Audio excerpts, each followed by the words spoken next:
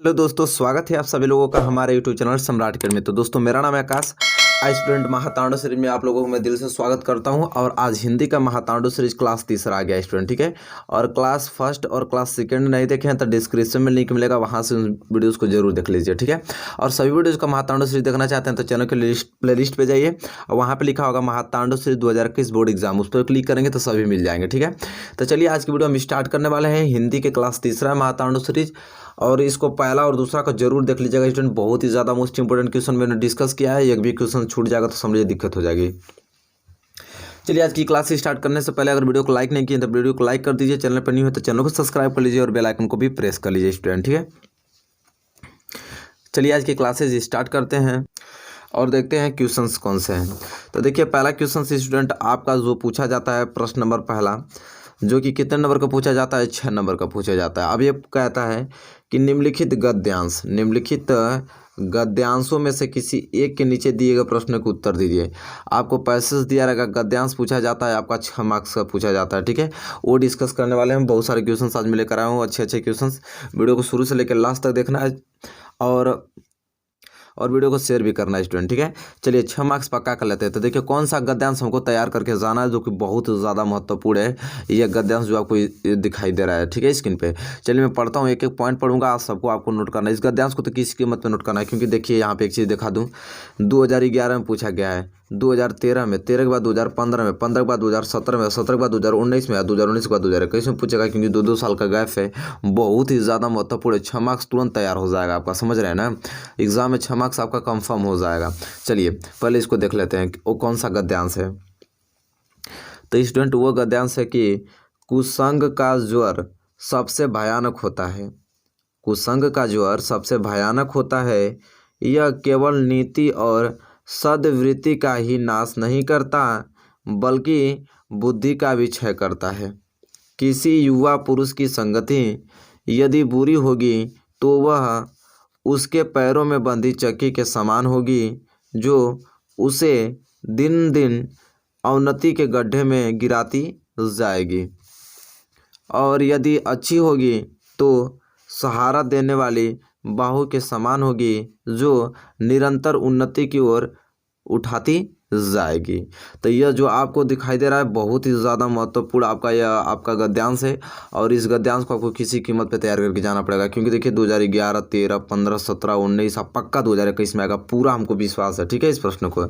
इसके बाद ये तब गद्यांश आपको दे देगा, फिर इसके नीचे कुछ प्रश्न दिए रहेंगे। जैसे पहला प्रश्न आपको है कि प्रस्तुत अवतरण के पाठ और लेखक का नाम लिखिए, और दूसरा कि रेखांकित अंशों की व्याख्या कीजिए। जितना भी रेखांकित अंश है सबकी व्याख्या करना है। और तीसरा में पहला पॉइंट है कि युवा पुरुष की संगति के बारे में क्या कहा गया है, और उसी में आपका दूसरा पॉइंट है कि अच्छी संगति से होने वाले लाभों को उदाहरण देकर समझाइए। और तीसरा पॉइंट है कि कुसंग का क्या प्रभाव होता है, ठीक है। या तो इस क्वेश्चन को इस प्रकार भी पूछ लेता है कि कुसंग का प्रभाव व्यक्ति के जीवन पर किस प्रकार पड़ता है। तो इसी का हमें आंसर देना है, जो प्रश्न आपको दिखाई दे रहा है। सबसे पहले तो हम ये प्रश्न देखेंगे कि प्रस्तुत अवतरण के पाठ और लेखक का नाम लिखिए, ठीक है। अब पहला प्रश्न आपको ये दे रहा है, तो देखिए कह रहा है कि अवतरण के पाठ और लेखक का नाम को लिखने का मतलब कि आप संदर्भ में ही आ जाता है चीज़ें, ठीक है।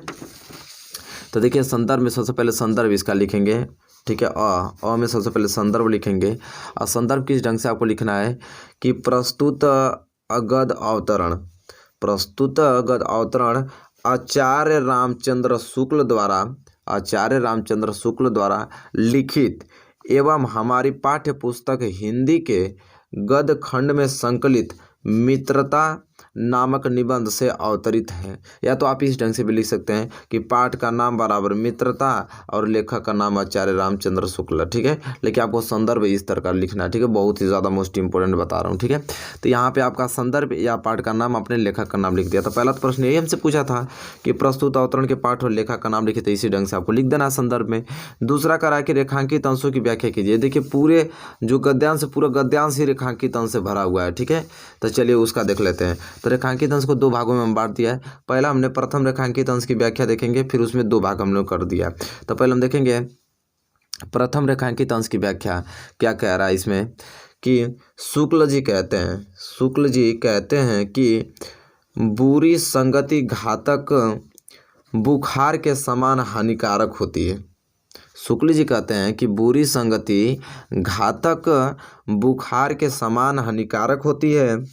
जिस तरह कोई व्यक्ति यदि भयानक ज्वर से ग्रसित हो तो वह ज्वर उसके शरीर और स्वास्थ्य को नष्ट कर देता है तथा कभी कभी प्राण भी ले लेता है, उसी प्रकार बुरी संगति हमारे नैतिकता, सदाचार, मन तथा बुद्धि को नष्ट कर देती है। इसके बाद द्वितीय रेखांकन तंत्र के व्याख्या में लिखेंगे हम लोग कि मानव जीवन में युवावस्था सर्वाधिक महत्वपूर्ण होती है। कुसंगति किसी युवा मनुष्य की सारी प्रगति को उसी तरह रोक लेती है। मतलब कहने का मतलब ये चीज़ है कि वो कह रहे हैं हमारे शुक्ल जी कि जिस तरह ज्वर आपको बुखार होता है तो बुखार से कभी कभी आपके स्वास्थ्य में बहुत ज़्यादा हानिकारक हो जाता है, कभी कभी आपकी मृत्यु भी हो जाती है। उसी प्रकार जो बुरी संगति के लोग होते हैं अगर वो आपके साथ हैं स्टूडेंट तो कहीं ना कहीं आपको हानि जरूर पहुंचाएंगे और आपके प्राण भी जा सकते हैं उनमें। ठीक है, तो वो व्याख्या कर रहे हैं हमारे महान कवि जी, वो आचार्य रामचंद्र शुक्ल जी अपने शब्दों से बयां कर रहे हैं इन चीज़ों को। तो यहाँ पे आप द्वितीय रेखांकित अंश की व्याख्या यहाँ तक आपने लिख लिया है कि मानव जीवन में युवावस्था सर्वाधिक महत्वपूर्ण होती है। कुसंगति किसी युवा मनुष्य की सारी प्रकृति को उसी तरह रोक लेती है। इसके बाद आगे आपको लिखना है उसी में रोक लेती है। जिस तरह पैर में बंधा हुआ भारी पत्थर किसी व्यक्ति को आगे नहीं बढ़ने देता वरन प्रायः उसे गिरा देता है, इसी प्रकार कुसंगति में लिप्त मनुष्य का पतन होने लगता है और वह दिन प्रतिदिन पतन के मार्ग पर अग्रसर होता रहता है। इसके विपरीत अच्छी संगति हमारे लिए एक ऐसी सुदृढ़ वाह अर्थात सहारा होती है जो हमें गिरने नहीं देती। अच्छी संगति कभी हमको पीछे नहीं ले जाएगी, नहीं कभी हमको गिरने देगी, आगे ही बढ़ावा देगी। ठीक है, अपितु उन्नति के पथ पर निरंतर आगे बढ़ाती है। बिल्कुल सही कह रहे हैं, जो हमें गिरने नहीं देती, अपितु उन्नति के पथ पर निरंतर आगे बढ़ाती है और जीवन को शुद्ध, सात्विक तथा उन्नत बनाती है। ठीक है स्टूडेंट, तो देखिए यहाँ पे बहुत ही ज़्यादा मैंने रेखांकित अंश की व्याख्या बहुत अच्छे शब्दों से यहाँ पे कर दिया है, नो डाउट आपको होगा इसमें। ठीक है स्टूडेंट, चलिए स्टूडेंट देखिए अब यहाँ पे क्या दिया था हमको, यहाँ मैंने पहला कर दिया प्रस्तुत अवतरण पाठ लेखक का नाम लिखिए, ये भी हमने कंफर्म कर दिया। रेखांकित अंशों की व्याख्या भी मैंने कर दिया। अब देखिए स में पहला पॉइंट है कि युवा पुरुष की संगति के बारे में क्या कहा गया। ठीक है, तो देखिए अब युवा पुरुष संगति के बारे में क्या कहा गया, तो यहाँ पे स का पहला पॉइंट हम लिख रहे हैं कि युवा पुरुष की बुरी संगति उसे अवनति के गड्ढे में प्रतिदिन गिराती जाएगी और यदि अच्छी होगी तो वो उसे निरंतर उन्नति की ओर अग्रसर करेगी। ठीक है, तो युवा पुरुष की संगति के बारे में क्या अर्थ कहा गया, तो यही अर्थ कहा गया कि अगर बुरी संगति आपको रहेगा तो 100% आपको अवनति के गड्ढे में वो प्रतिदिन गिराती जाएगी और यदि अच्छी रहेगी तो वह उसे निरंतर उन्नति की ओर अग्रसर करेगी। यही कहा गया युवा पुरुष की संगति के बारे में स्टूडेंट। ठीक है, तो स का पहला हो गया। ठीक है स्टूडेंट, यहाँ पर कंफर्म। अब दूसरा देखिए, दूसरा हमसे क्वेश्चन ये पूछा था कि अच्छी संगति से होने वाले लाभों को उदाहरण देके समझाइए। तो चलिए देखिए हम लोग लिखेंगे यहाँ पे कि अच्छी संगति सहारा देने वाली वाह के समान होती है जो व्यक्ति की जीवन रक्षक और उसे उन्नति की ओर ले जाने वाली होती है। ठीक है, कह रहा है कि अच्छी संगति सहारा देने वाली वाह के समान होती है जो व्यक्ति के जीवन को रक्षक और उसे उन्नति की ओर ले जाने वाली होती है स्टूडेंट। ठीक है, तो यहाँ दूसरा भी हमने कंफर्म कर लिया। अब तीसरा पूछा है यहाँ पे कि कुसंग क्या क्या प्रभाव होता है, या तो कुसंग का प्रभाव व्यक्ति के जीवन पर किस प्रकार पड़ता है। तो चलिए इस क्वेश्चन का आंसर भी देख लेते हैं। तो यहाँ पे है कि कुसंग का प्रभाव बहुत भयानक होता है। यह मनुष्य की नैतिकता और अच्छे आचरण को नष्ट कर देता है। इसके साथ साथ वह उसकी बुद्धि का भी क्षय करता रहता है। ठीक है, अब देखिए बहुत ही ज़्यादा मोस्ट कंप्लीट हो गया। यह आपका यहाँ से 6 मार्क्स क्लियर हो गए। कितने मार्क्स? 6 मार्क्स स्टूडेंट आपका पूर्ण रूप से क्लियर हो गया। आई बहुत ही ज़्यादा महत्वपूर्ण प्रश्न था। पहले तो ये देखिए आपको 2011 में, 13 में, 15 में, 17 में, 19 में, 21 में पक्का आएगा। ठीक है, चलिए तो यहाँ से आपका गद्यांश तैयार हो गया। चलिए नेक्स्ट क्वेश्चन की ओर बढ़ चलते हैं। चलिए स्टूडेंट देखिए क्वेश्चन नंबर दूसरा आ गया। अब देखिए वो गद्य से था तो यह पद से है, और पद भी आपका 6 नंबर का आता है, तो यहाँ पे 12 नंबर क्लियर हो जाएगा आप लोगों का स्टूडेंट। ठीक है, आइए अभी आपको बता दूं, ये भी देखेंगे तो आपको होश उड़ जाएंगे कि 2011 में, 13 में, 15 में, 17 में, 19 में पक्का 21 में आने की संभावना है। अरे स्टूडेंट ये वीडियो से आपका 12 नंबर क्लियर होने वाला, समझे। अभी अभी हो गया 12 नंबर, अभी कितना होगा आगे वो तो अलग बात है, लेकिन 12 नंबर अभी जस्ट आपका क्लियर हो गया, समझ रहे हैं। वीडियो बहुत ही ज़्यादा महत्वपूर्ण है। ठीक है स्टूडेंट, देखिए तो इसे अब प्रश्न कैसे पूछता है, इसमें कहेगा कि निम्नलिखित पद्यांशों में से किसी एक की संदर्भ सहित हिंदी में व्याख्या कीजिए और उसका काव्यगत संदर्भ भी स्पष्ट करना है, तब जाके आपको 6 नंबर पूरा देगा स्टूडेंट। ठीक है, तो चलिए पहले देख लेते हैं कि वो कौन सा पद है जो बहुत ही ज़्यादा महत्वपूर्ण है। तो यह पद आपको दिखाई दे रहा है, इसको नोट कर लीजिए स्टूडेंट किसी कीमत पे। चलिए मैं पढ़ता हूँ, आप लोग नोट कीजिए, किसी कीमत पे याद करना पड़ेगा क्योंकि बहुत ही ज़्यादा महत्वपूर्ण है। कह रहा है कि सुनी सुंदर बैन सुधारस, साने सयानी है जानकी जानी भली। ठीक है, तिरछे करी नैन दैसैन तिन्हें, समुझाई कहूँ मुस्काई चली। तुलसी तेही अवसर सो है, सबय अवलोकती लोचन लाहू अली। अनुराग तड़ांग में भानु उदय, बिगसी मनोमंजुल कंज कली। तो देखिए यह जो आपका पद्यांश दिखाई दे रहा है, जो पद आपको दिखाई दे रहा है, इसे उतार लीजिए क्योंकि बहुत ही ज़्यादा मोस्ट आईएमपी में बता रहा हूँ आप लोगों को। ठीक है, क्योंकि देख रहे हैं 2011 में, 13 में, 15 में, 17 में, 19 में पक्का 100% पूरा शाम को कि 21 में पूछेगा ये। ठीक है, चलिए तो सबसे पहले हम लोग इनका क्या लिखेंगे, वो लिखते हैं, प्रसंग लिख लेते हैं। पहले हम लोग प्रसंग इनका देख लेते हैं स्टूडेंट। चलिए स्टूडेंट पहले इसका प्रसंग देख लेते हैं, फिर इसके बाद संदर्भ देख लेंगे। ठीक है, तो इनमें प्रसंग भी लिखना होता है। अब प्रसंग क्या है इसमें कि इन पंक्तियों, देखिए पद में प्रसंग लिखना होता है, तो देखिए प्रसंग पहले क्या है कि इन पंक्तियों में ग्राम वधुओं के प्रश्न का उत्तर देती हुई सीता जी अपने हाव भाव से ही राम के विषय में सब कुछ बता देती हैं। प्रसंग इनका यह है कि इन पंक्तियों में जो ग्राम के उनके गांव की लड़कियां हैं, उनके प्रश्न का उत्तर देते हुए सीता जी अपने हाव भाव से, जबान से नहीं है, अपने हाथों से, अपने इशारों से ही राम के विषय में सब कुछ बता देती हैं। ये आपको प्रसंग में लिखना है। ठीक है, प्रसंग लिखने के बाद स्टूडेंट आपको संदर्भ लिखना है। अब देखिए स्टूडेंट संदर्भ कैसे लिखेंगे, तो संदर्भ आपको लिखना है कि प्रस्तुत काव्य पंक्तियाँ हमारी पाठ्य पुस्तक हिंदी के काव्यखंड के धनुष भंग, काव्यखंड के धनुष भंग कविता शीर्षक से अवतरित है। यह अंश हमारी पाठ्य पुस्तक में गोस्वामी तुलसीदास द्वारा रचित श्री रामचरितमानस के बालकांड से संकलित है। तो इस प्रकार आपको संदर्भ लिखना है। प्रसंग आपने लिख लिया और इस तरह आपको क्या लिखना है, संदर्भ लिखना है। संदर्भ के बाद इसका हिंदी में व्याख्या भी कहा था, चलिए हिंदी का व्याख्या देख लेते हैं, जो कि इस स्लिप में आपको मिलेगा। और सबसे ज़्यादा मोस्ट इंपॉर्टेंट हिंदी का व्याख्या होता है, सभी मोस्ट इंपॉर्टेंट होते हैं। देखिए 2 नंबर आपको संदर्भ व्याख्या पे प्रसंग पे मिल जाएगा, 2 नंबर आपको व्याख्या पे मिल जाएगा, और 2 नंबर आपको काव्य संदर्भ जो लास्ट में लिखना है उस पर मिलेगा। तब टोटल 6 नंबर मिलेगा स्टूडेंट। यानी कि बस व्याख्या कर देंगे तो 6 नंबर मिल जाएगा, नहीं तीनों लिखना पड़ेगा, तब 2-2 नंबर के मिलेगा आपको।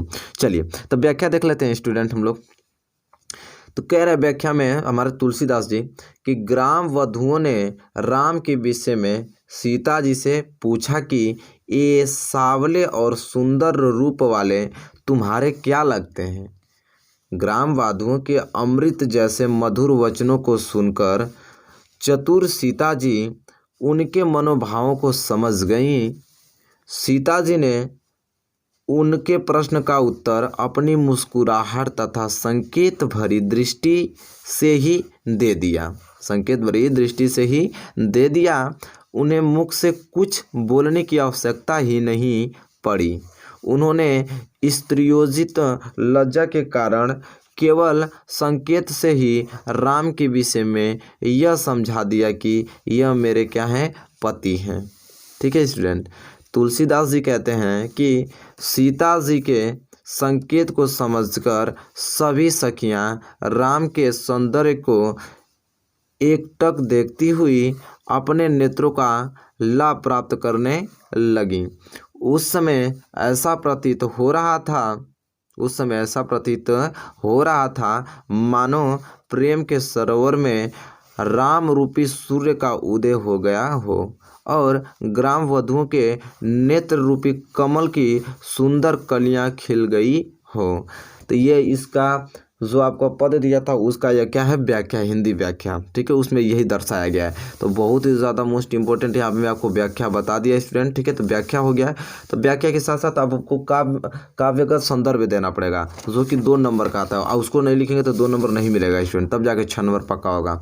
अब काव्यगत संदर्भ में क्या लिखना पड़ता है उसको मैं बताता हूँ आप लोगों को। तो काव्यगत संदर्भ में आपको पहला पॉइंट लिखना पड़ेगा यहाँ पे कि सीता जी का संकेतपूर्ण उत्तर भारतीय नारी की मर्यादा तथा लब्ध नेत्र निर्वाण की भावना के अनुरूप है। और दूसरा इसमें कि प्रस्तुत पद में नाटकीयता और काव्य का सुंदर योग है। तीसरा भाषा इसमें कौन से प्रयोग किए गए थी, तो सुललित व्रज भाषा प्रयोग किया गया था। शैली कौन सा यूज हुआ था इसमें, तो चित्रात्मक व मुक्तक शैली का प्रयोग हुआ था। छंद कौन सा इसमें था, सवैया छंद था। रस कौन सा प्रयोग किया गया था, श्रृंगार रस का प्रयोग किया गया था स्टूडेंट, ठीक है।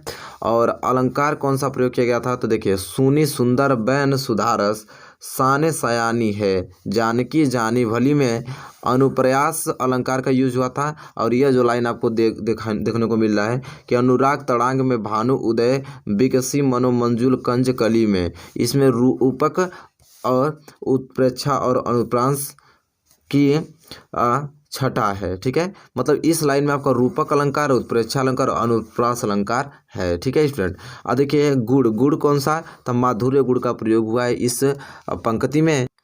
शब्द शक्ति व्यंजना का प्रयोग किया गया है। अब जाकर यह पूर्ण रूप से आपका क्या हुआ स्टूडेंट, कंप्लीट हुआ, ठीक है स्टूडेंट। यह जाकर पूर्ण रूप से कंप्लीट हुआ तब 6 मार्क्स आपको मिल जाएगा। तो 6 मार्क्स आपका पद से और 6 मार्क्स आपका गद्य से, ठीक है। यहाँ पे आपको क्लियर हो गया। वो ऐसे प्रश्न थे जो कि आपको बताया हूँ कि कितना मोस्ट इम्पोर्टेंट था, ठीक है। 2011 में, 2013 में, 15 में, 17 में, 19 में तो पक्का, 21 में पूछेगा तो 100% लिखित लीजिए क्योंकि इतने वर्षों से पूछा जा रहा है लगातार, तो 21 में भी पूछेगा। तो कहीं ना कहीं बहुत ही ज़्यादा मोस्ट, इस वीडियो से आपका 12 नंबर क्लियर हो गया। 12 नंबर बहुत कुछ कहलाता है स्टूडेंट, ठीक है। तो चलिए स्टूडेंट बताइए कि वीडियो आपको कैसी लगी है। स्टूडेंट वीडियो आपको अच्छी लगी है तो प्लीज़ लाइक कीजिए और चैनल पर नए तो प्लीज़ चैनल को सब्सक्राइब कर लीजिए और इतना शेयर कर दीजिए कि क्योंकि इस वीडियो से 12 नंबर सबका क्लियर हो जाए, आप बहुत अच्छे मार्क्स आप लोग ला पाएँ, ठीक है। तब तक के लिए दोस्तों धन्यवाद। मिलेंगे आपसे नेक्स्ट वीडियो में। अपनी तैयारी बढ़िया कंटिन्यूटी करते रहिए।